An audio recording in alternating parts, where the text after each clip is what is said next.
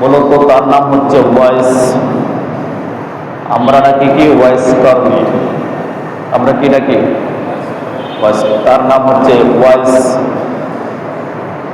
করণ বলা হয়, ইয়ামেনের একটা গ্রামের নাম ছিল করণ।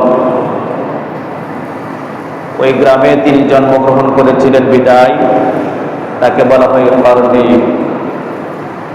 অথবা সেই গ্রামে হাল চাষ হতো। হাল চাষ করার সময় মাটির নিচ থেকে অনেক ষাঁড়ের শিং বের হতো। ওই শিংকে আরবিতে বলা হয় কার্ন।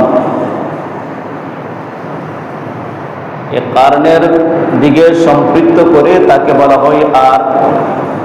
সেই কার নামক মহল্লায় এলাকায় অধিবাসী ছিলেন বিদায় তাকে বলা হয় কার্নি।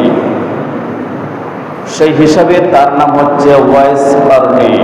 মূলত তার নাম ওয়াইস, গ্রামের নাম অনুসারে মহল্লা নাম অনুসারে মহল্লার নাম ছিল কার্নি, সেই হিসাবে তাকে বলা হয় কার্নি, ওয়াইস কার্নি রাদিয়াল্লাহু তাআলা আনহু। আল্লাহ রাসূল সাল্লাল্লাহু আলাইহি সাল্লাম কি বলেন? আমার রাসূল নবুয়তের জবান মুবারকে বলেন,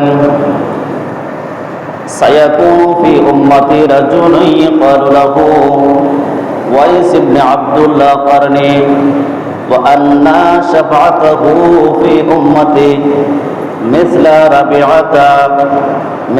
রাবিয়াতা ওয়া মুদার।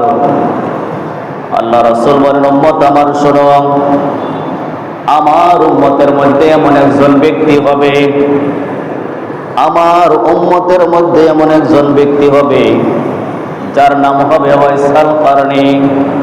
সেই ব্যক্তি আমার উম্মতদেরকে সুপারিশ করবে। কেমন সুপারিশ করবে? আরবের দুইটা গোত্রের নাম বলেন রবিয়া এবং মুদার।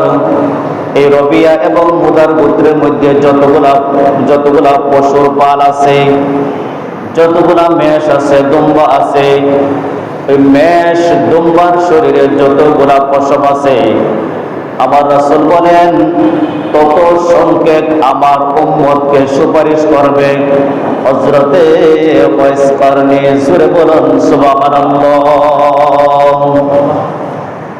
আরবের দুইটা প্রসিদ্ধ রবিয়া এবং মুদার, এগুলার প্রাণীর মধ্যে যতগুলো পশম আছে, নবী বলেন তত সংখ্যক উম্মতে মুহাম্মদীকে এই ওয়াইস আল কারনি হাশর ময়দানে সুপারিশ করবেন।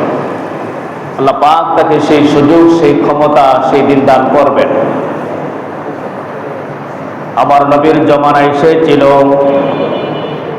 কিন্তু নবীর জমানা থাকার পর নবীর সাথে কোনোদিন সাক্ষাৎ হয় নাই। সাহাবাই কেরাম বাবা ছেড়েছেন, মা ছেড়েছেন, সম্পদ ছেড়েছেন, সবকিছু ছেড়েছেন নবীর জন্যে। ওয়াইস আল কারনি জীবনে কোনোদিন আল্লাহর নবীর সঙ্গে সরাসরি সাক্ষাৎ করতে পারে নাই। আমার নবী যখন পৃথিবীতে ওয়াইস আল কারনি, তখন তিনিও পৃথিবীতে। ইয়ামেন তার বাড়ি, তারপরও কোনোদিন নবীর সাথে সাক্ষাৎ হয় নাই। দুইটা কারণে সে নবীর সাথে সে সাক্ষাৎ করতে পারে নাই। এক নাম্বার কারণ হলো সে তার মায়ের একমাত্র ছেলে। মায়ের সেবা করার কারণে সে নবীর সাথে সাক্ষাৎ করতে পারে নাই। তার মা একজন বুজুর্গ ছিলেন, আল্লাহর ওলি ছিলেন। দ্বিতীয় নাম্বার হলো আল্লাহর ইবাদতে মগ্ন থাকার কারণে সে নবীর সাথে সাক্ষাৎ করতে পারে নাই। জোরে বলুন সুবহানাল্লাহ। তার মা বড় বুজুর্গ ছিল, দিনদার ছিল, বিদায় মায়ের একমাত্র সন্তান, সে মায়ের সেবা করত।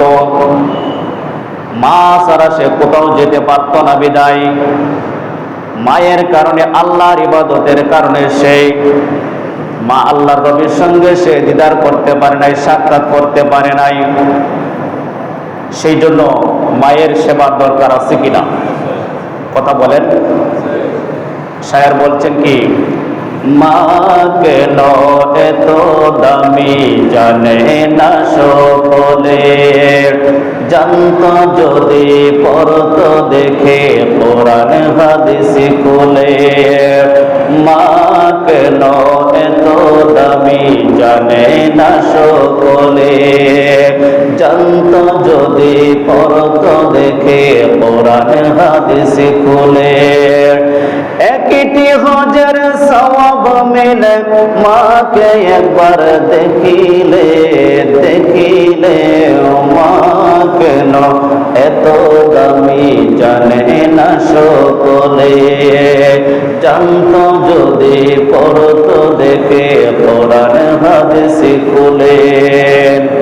10 মাস 10 দিন গর্ভে ধারণ করেছিল মায়, সহ্য করেছিলেন মায়ের যতই যন্ত্রণা। 10 মাসে 10 দিনে গর্ভে ধারণ করেছিল মায়, সহ্য করেছিল মায়ের যতই যন্ত্রণা। সেই মাকে কষ্ট দিলে খোদার আরশ তোর করে। মা কেন এত দামি জানে না সকলে। মা কেন এত দামি জানে না সকলে। জানতো যদি পড়তো দেখে কোরআন হাদিস খুলে।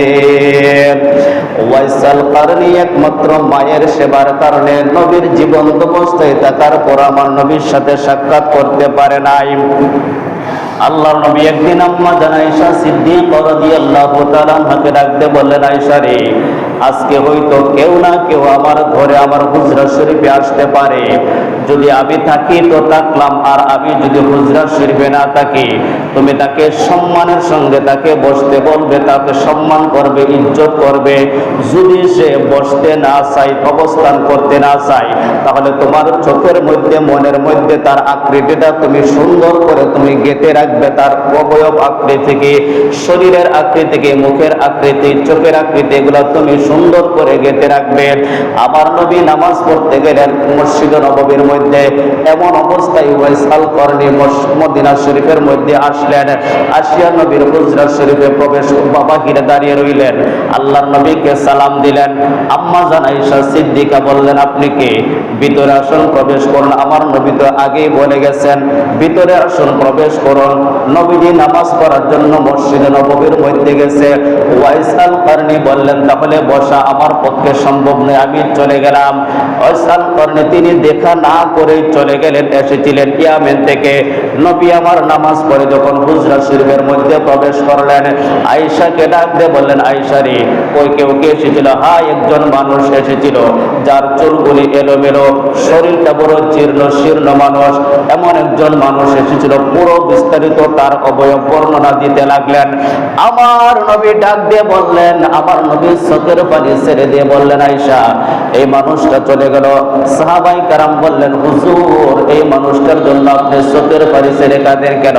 আল্লাহর নবী ডাক দিয়ে বলে, সাহাবারা শোনো, তোমরা যদি জীবনে কোনোদিন তার সাথে সাক্ষাৎ পাও আমার সালাম দিবে। এই মানুষটাকে তোমরা কেউই চেনো না। এই মানুষটা মাহশরের ময়দানে আরবের 2টা গোত্র রবিয়া এবং মুদার 2টা গোত্রের মধ্যে যতগুলা পাল পশু আছে, মেষ, ছাগল, দুম্বা আছে, তাদের শরীরের মধ্যে যতগুলা পশম আছে, মাহশরের ময়দানে ওই ওয়াইসাল করণী তত সংখ্যক আমার উম্মতকে সুপারিশ করে করে আল্লাহর জান্নাতে পৌঁছে দিবেন। জোরে বলুন সুবহানাল্লাহ। জীবনে কোনোদিন মানুষের মধ্যে সে থাকে নাই। মানুষ শূন্যস্থানে সবসময় তার চলাফেরা ছিল। মানুষ যখন হাসত তখন সে কাঁদত, মানুষ যখন কাঁদত তখন সে হাসত। মানুষের অন্তরালে সবসময় তার বসবাস ছিল, মানুষের আড়ালে তার বসবাস ছিল। যেখানে মানুষ ছিল সেখানে তার কোনো বসবাস ছিল না। সারাদিন মাঠে ময়দানে জঙ্গলের মধ্যে পড়ে থাকতেন। আল্লাহ পাককে ওয়াইসাল করণী বলেন, আল্লাহ, দুনিয়ার মধ্যে আমি মানুষের সঙ্গে থাকতে চাই না। মানুষ যেন আমাকে না দেখে, আমাকে না চিনে, হাসরের ময়দানে যেন মানুষ আমাকে না চিনে, আমাকে না দেখে, এভাবে আমি থাকতে চাই। রব্বে কারীম ডাক দিয়ে বলে, ওয়াইসাল করণী, চিন্তা করো না, মাহশরের ময়দানে তোমার চেহারার আকৃতি করে আমি আল্লাহ 70,000 ফেরেশতা, কেউ কেউ বলেছেন 700 ইমানদার বান্দার চেহারা আমি তোমার আকৃতিতে তৈরি করে হাসরের ময়দানে উঠাবো।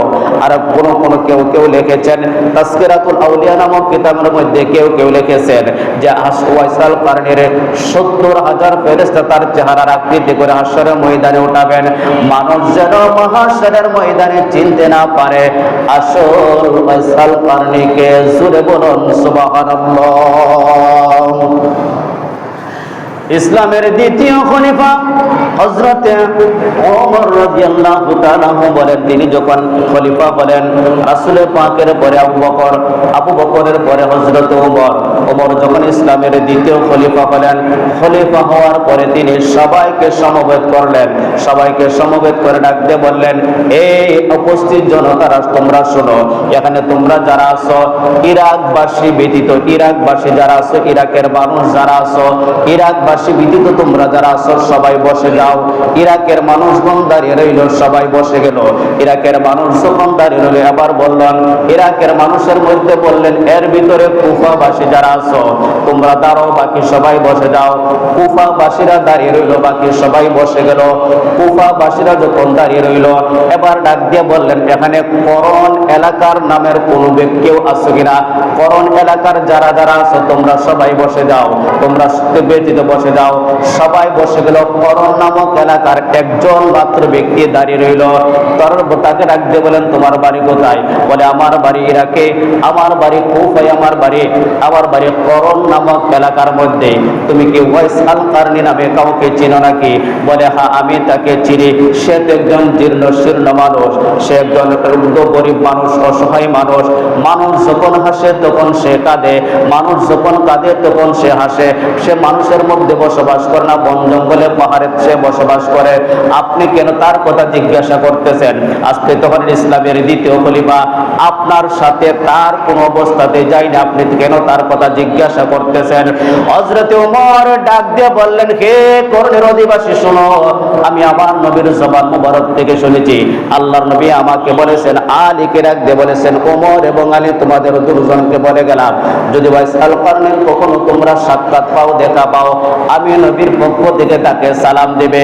সে এমন একজন ব্যক্তি, মহাশরের ময়দানে সে রবিয়া এবং মুদার গোত্রের যতগুলা প্রাণী আছে, তত সংখ্যক যতগুলা পশম আছে প্রাণীর শরীরে, তত সংখ্যক উম্মতি মুহাম্মদকে, আমার উম্মতকে সে হাশরের ময়দানে আল্লাহর দরবারে সুপারিশ করবে। জোরে বলুন সুবহানাল্লাহ। সেই জন্য সবসময় সে আল্লাহর নবী কথা বলে যাওয়ার পরে হযরত ওমর রাদিয়াল্লাহু তাআলা আনহু হজের মৌসুম আসলেই তাকে তালাশ করতেন, তার খোঁজাখুঁজি করতেন, জিজ্ঞাসা করতেন সে আসছে কিনা তার সাক্ষাতের জন্য, দেখার জন্য। ইরাকবাসী, কুফাবাসী, করণ নামক এলাকা থেকে কেউ আসছে না, কারণ করণ ছিল, আপনারা অনেকে পরে এসেছেন, করণ ছিল তৎকালীন ওই এলাকার একটা গ্রামের নাম। সে গ্রামের নাম অনুসারে তার নাম হচ্ছে কারনী, মূলত তার নাম হচ্ছে ওয়াইস, আর গ্রামের নাম হলো কারনী, এলাকার নাম কারনী বিদায় তাকে বলা হয় ওয়াইস কারনী। সেই এমন একজন ইবাদত বন্দেগী করনেওয়ালা ব্যক্তি ছিলেন, এক মায়ের সেবা করার কারণে আল্লাহর নবীর সঙ্গে সাক্ষাৎ করে নাই, দুই করতে পারে নাই, আল্লাহর ইবাদতে এতই মগ্ন ছিলেন, মগ্নতা থাকার কারণে সে আমার নবীর সঙ্গে সাক্ষাৎ করতে পারে নাই। তার ইবাদত কেমন ছিল? নামাজ আমরা পড়ি, রুকু সিজদা আমরা করি, ইবাদত বন্দেগী আমরা করি। ওয়াইসাল কারনীর ইবাদত বন্দেগী কেমন ছিল এবার একটু দেখেন। ওয়াইসাল কারনী এমন রাত যেত, একটা রুকু দিয়ে এক রাত শেষ করে দিতেন, এক রুকুতে এক রাত অতিবাহিত হয়ে যেত। এমন এমন রাত ছিল, একটা সিজদা করে একটা রাত অতিবাহিত করে দিতেন। তাকে কেউ জিজ্ঞাসা করলো, আপনি এত কঠিন ইবাদত কিভাবে করেন? তিনি বলেন, শোনো, আমি যখন ইবাদতের মধ্যে দাঁড়াই আমার কাছে রাতটা অনেক ছোট মনে হয়, আমার কাছে রাতটা অনেক ছোট মনে হয়। আমি যখন সিজদার মধ্যে যাই আমার কাছে মনে হয় আমি 3 বার সিজদার তাসবিহ পড়তে পারি না। আমি যখন রুকুর মধ্যে যাই আমার মনে হয় আমি 3 বার রুকুর তাসবিহ পড়তে পারি না। রাত্র শেষ হয়ে যায়। আল্লাহ পাক যদি এক একটা রাতে অনন্তকালের মতো লম্বা করে দিতেন, আমি ফেরেশতাদের মতো বিরতিহীনভাবে ইবাদত করে বড় তৃপ্তি পেতাম। জোরে বলুন সুবহানাল্লাহ। আমি আমি বড় তৃপ্তি পেতাম। এভাবে তিনি এক একটা রাত এভাবে লম্বা সেজদা, লম্বা রুকুর মাধ্যমে অতিবাহিত করতেন। যে ফেরেশতারা যেমন খাওয়া নাই, ঘুম নাই, বিরতিহীন ভাবে তারা ইবাদত করে, এক একটা রাত যদি এভাবে লম্বা হয়ে যেত, আমি ফেরেশতাদের মতো ইবাদত করতাম বিরতিহীন ভাবে, তাহলে আমি বড় তৃপ্তি পেতাম। আমি যখন সেজদায় যাই আমার মনে হয় আমি 3 বার তাসবিহ পড়তে পারি না, আমি যখন রুকুতে যাই আমার মনে হয় আমি 3 বার রুকু করতে পারি না, এমনিতেই রাত শেষ হয়ে যায় ফজরের আযান দিয়ে ফেটে। এভাবে তিনি আল্লাহ পাকের ইবাদত বন্দেগীতে মগ্ন ছিলেন। একেবারেই তিনি অতিরিক্ত তার কোনো বিলাসিতা ছিল না। দুই একটা চেটাপাটা কাপড় পরতেন, কালিযুক্ত কাপড় পরিধান করতেন, মাথার চুল ছিল জীর্ণ শীর্ণ, চেহারা ছিল শুকনা, মানুষের লোকালে তিনি কখনো থাকতেন না, মানুষের অন্তরে তার বসবাস ছিল। মানুষ যখন হাসতো তখন সে কাঁদতো, মানুষ যখন কাঁদতো তখন সে হাসতো, মানুষ তাকে পাগল মনে করত। অনেক ছোট ছোট বাচ্চারা তাকে পাথর দিয়ে ঢিল মারতো, পাগল মনে করে। সে ডাক দিব, বাচ্চারা পাথর দিয়ে যেহেতু ঢিল মারেছো, ছোট ছোট পাথর দিয়ে ঢিল মারিও, কারণ বড় পাথর দিয়ে যদি ঢিল মারো রক্ত প্রবাহিত হবে, আমি কিন্তু নামাজ পড়তে পারবো। সেই জন্য তিনি অনাহারে প্রায় সময় অতিবাহিত করতেন। রাস্তা থেকে কোনো কিছু পেলেই তিনি এই যে খেজুরের যে বিচি, এগুলা তিনি সংগ্রহ করে করে করে করে বিক্রি করে তারপরে তিনি তার জীবিকা উপার্জন করতেন। তিনি উট চড়াতেন, সেখানে সামান্য যাই কিছু পেতেন সেটা দিয়ে তিনি তার জীবনকে অতিবাহিত করতেন। একবার তিনি 3 দিন 3 রাত পর্যন্ত কোনো কিছু খান নাই, 3 দিন খানা নাই, 3 রাত পর্যন্ত খানা নাই। হঠাৎ করে তিনি তার সামনে একটা খাবার পড়ে আছে, আমাদের অনেক সময় হাঁটা চলার মধ্যে অনেক খাবার পড়ে থাকে না, তিনি বললেন আমি এই খাবারটা নিব, এটা কার খাবার আমি তো জানি না। হালাল হারামের চিন্তা ভাবনা মনে করে তিনি খাবার নেন নাই। 3 দিন পর্যন্ত তার কোনো খাবার নাই, 3 দিন 3 রাত। হঠাৎ করে একটা পাখি ওই টুটের মধ্যে একটা রুটি নিয়ে আসলেন তার কাছে। এসে পাখি তার জবান খুলে গেল, তার ভাষায় বলতেছে, এ ওয়াইসাল করনি, 3 দিন 3 রাত কোনো কিছু খাও নাই, এই রুটি আল্লাহ পাক ফেরেশতাদের মাধ্যমে আমাকে দিয়ে পাঠিয়ে দিয়েছেন। আল্লাহ পাক তোমাকে রুটি পাঠিয়ে দিয়েছেন, এই রুটি তোমার, তুমি সেটা ভক্ষণ করো। জোরে বলুন না সুবহানাল্লাহ। তো তাদের জীবনীগুলো আসলে স্টাডি করলে দেখা যায় যে পৃথিবীতে আল্লাহ পাকের নৈকট্য বান্দা হতে গেলে প্রথমত তো ফরজ ইবাদত অবশ্যই করতে হবে, নামাজ রোজা, উপযুক্ত হলে তো হজ যাকাত করতে হবে। পাশাপাশি আরেকটি হচ্ছে হালাল হারামের বিষয়টা অবশ্যই প্রাধান্য দিতে হবে। তিনি রাস্তায় অনেক কিছু পাইতেন, তারপরও ধরেন নাই। আমরা তো অনেক রাস্তায় অনেক সময় দেখেছেন, একটু মোটা অঙ্কের টাকা পেলে এ টাকা আমার, কি বলেন, এটাকে কি আমার। তিনি কখনো রাস্তার কোনো কিছু পান নাই। মানুষ ওনাকে জোর করে কোনো কিছু দেওয়ার চেষ্টা করলে তিনি বলতেন, এখন আমার কাছে 2-3 দিরহাম আছে, ইডি শেষ করে যে আমি মৃত্যুবরণ করতে পারবো সেটারই বা গ্যারান্টি কি? আমি আপনার কাছে কেন নেব? আমার কাছে যা আছে সেটাই আমার জন্য যথেষ্ট। তো ওনাদের জীবনীগুলো স্টাডি করলে আমাদেরকে শিক্ষা দিই, আসলে পৃথিবীতে আল্লাহ পাকের নৈকট্য বান্দা হতে গেলে নিজের জীবনকে যদি আমরা এভাবেই পরিচালনা করতে পারি, তবে আমাদের দুনিয়ার সার্থক এবং আখিরাতের নাজাত এবং মঙ্গল আমাদের জন্য হাসিল হবে। কথা বলেন ঠিক কিনা? সেই জন্য আল্লাহ পাক বলেছেন, বান্দারা কুনু মা'আস সাদিকিন, তোমরা সত্যবাদীদের সঙ্গ লাভ করো। তিনি এমন একজন ব্যক্তি ছিলেন, মায়ের সেবা করার কারণে তিনি আল্লাহ রাসূলের পাকের সাথে সাক্ষাৎ করতে পারেন নাই। নবীর সাথে সাক্ষাৎ করার জন্য একবার এসেছিলেন, কিন্তু সাক্ষাৎ হই নাই, বেশিক্ষণ তাকে নাই। আর এখন তো আমরা আছি, এমন আছি, মা বাবা আমাদের অনেকের জন্য, বিশেষ করে অনেক যারা বিবাহিত আছেন, বিয়ের পরে অনেকের জন্য মা হয়ে যায় খালা। কথা বলেন ঠিক কিনা? মা হয়ে যায় কি? খালা। সেই জন্য মায়ের পায়ের নিচে সন্তানের বেহেশত। মা যদি সন্তানের জন্য দোয়া করে, সেটা ভালো দোয়া হোক আর মন্দ দোয়া হোক, সেটা আল্লাহর দরবারে কবুল। 3 শ্রেণী মানুষের দোয়া অতি তাড়াতাড়ি আল্লাহর দরবারে কবুল হয়। এর মধ্যে একটি হচ্ছে মা বাবার দোয়া। মা বাবা যদি সন্তানের জন্য ভালো দোয়া করে অথবা মন্দ দোয়া করে, যেই কোনো দোয়া করে, সেটা আল্লাহর দরবারে কবুল। সেই জন্য আল্লাহ পাক নিজের ইবাদত করার পরে ওয়াবিল ওয়ালিদাইনি ইহসানা, মা বাবার সাথে উত্তম আচরণ করার জন্য আল্লাহ পাক নির্দেশ দিয়েছেন। এমন আচরণ করতে নিষেধ করেছেন যে আচরণ দ্বারা মা বাবা উফ শব্দটাও যেন না করে, তারা যেন কষ্ট না পায়। কারণ তারা কষ্ট পেলে আল্লাহর আরশ পর্যন্ত কেঁপে ওঠে।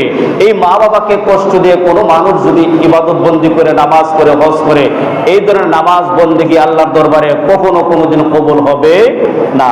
সেই জন্য আমরা দেখি সমাজে অনেক জায়গায় দেখি মা বাবাকে সন্তান এমন লাঞ্ছনা, বঞ্চনা, অপমান ও পদস্থ করে সন্তান, জন্মদাতা সন্তান মায়ের গায়ে হাত তুলে, বাবার গায়ে হাত তুলে, এই ধরনের কি বলেন আপনার, এগুলা আছে কিনা সমাজে? আমাদের সমাজে আছে কিনা? আমরা অনেক নিউজে দেখি মা বাবার গায়ে হাত তুলে, বাবার গায়ে হাত তুলে, মায়ের গায়ে হাত তুলে। অথচ এই মা 10 মাস 10 দিন আমাদেরকে পেটে ধারণ করেছেন। একটা সন্তান ধারণ করা, জন্ম দেওয়া কেমন কষ্ট জানেন? হাড্ডিগুলা ভেঙে ফেললে যতটুকু কষ্ট পায়, মা যখন সন্তানকে প্রসব করে মা তার চাইতে আরো বেশি কষ্ট পায়। ওই প্রসব করার পরে সমস্ত দুঃখ কষ্ট ভুলে যায় যখন মা সন্তানের মুখটা দেখে। কথা বলেন ঠিক কিনা? সেই জন্য শুধু মসজিদের ভিতরে, হজের ভিতরে, নামাজের ভিতরে জান্নাত সীমাবদ্ধ নয়। ইবাদতের পাশাপাশি আমাদেরকে মা বাবার সাথে উত্তম আচরণ করতে হবে। এখন যাদের মা নাই, বাবা নাই, অনেকের আছে, তাদের সাথে কিভাবে আপনি আচরণ করবেন? অনেকের মা দুনিয়া থেকে চলে গেছে, বাবা দুনিয়া থেকে চলে গেছে। অনেকে আফসোস করে, আরে মা যদি থাকতো, মায়ের সাথে উত্তম আচরণ করতাম, বাবা যদি থাকতো উত্তম আচরণ করতাম, আমার অর্থনৈতিক অবস্থা ভালো ছিল না, এখন তো আলহামদুলিল্লাহ আমার অর্থনৈতিক অবস্থা ভালো। বাবা থাকলে বাবাকে কত কিছু কিনে খাওয়াইতাম, মাকে কত কিছু কিনে খাওয়াইতাম। একটা আজকের যে অবস্থা, এই অবস্থাটা তো আমার মা বাবা থাকতে ছিল না। আমার রাসূল বলেন, উম্মত, তোমাদের মা বাবা যদি দুনিয়াতে না থাকে, তাদের সাথে যদি উত্তম আচরণ করতে চাও, তোমার বাবার বয়সের যারা আছে, তোমার বাবা যাদের সাথে চলাফেরা করত, ওঠা বসা করত, তাদের বয়সের যে সমস্ত পুরুষরা আছে, তাদের সঙ্গে উত্তম আচরণ করো, তোমার বাবার সাথে উত্তম আচরণ আদায় হয়ে যাবে। তোমার মায়ের সাথে যারা চলাফেরা করত, ওঠা বসা করত, তোমার মায়ের বান্ধবী যারা ছিল, তারা তোমার খালা, মা, চাচি, তাদের সাথে যাদের ওঠা বসা ছিল, অথবা তোমার মায়ের বয়সের যে সমস্ত মহিলারা এখনো পৃথিবীতে বেঁচে আছে, তাদের সঙ্গে তুমি উত্তম আচরণ করো। যখন তাদের সাথে উত্তম আচরণ করবা, তোমার মায়ের সাথে উত্তম আচরণ আদায় হয়ে যাবে। আল্লাহ পাক আমাদেরকে, যাদের মা বাবা আছে, অবশ্যই মা বাবার খেদমত করবেন। অনেক মানুষ আছে, আমরা ব্যক্তিগত সমস্যায় জর্জরিত, পারিবারিক সমস্যায় জর্জরিত, অনেকে টেনশনে আছি, ব্যক্তিগতভাবে অনেকে ঋণগ্রস্ততা আছি, অর্থনৈতিকভাবে সমস্যায় আছি। সর্বপ্রথম যদি দোয়া নেওয়ার আগে, ওই আমাদের কাছে মসজিদের হুজুরদের কাছে যাওয়ার আগে মা বাবার কাছে দোয়া চাবেন। মা বাবার কাছে দোয়া চাবেন। ওই মা বাবা যেইভাবে দোয়া করবে, কোনো মসজিদের হুজুর এইভাবে দোয়া করবে না। আমি সহ বললাম, আপনার মা বাবা আপনার জন্য, সন্তানের জন্য যেভাবে দোয়া করবে, কোনো হুজুর এভাবে আপনার জন্য দোয়া করবো না, আমিও না। আপনার মা বাবার মন আপনার জন্য, সন্তানের জন্য যতটুকু কাঁদে, আমার জন্য ততটুকু কাঁদবে নাকি? সেই জন্য দোয়া যদি চেতে, সর্বপ্রথম মা বাবার কাছে আগে যাবেন। বাড়িতে রওনা দিবেন, রাস্তায় কত অ্যাক্সিডেন্ট, দুর্ঘটনা ঘটে, অনেক মানুষ বাড়িতে যায়, আরে জীবিত রওনা দিয়ে লাশে বাড়িতে ফিরতে হয়।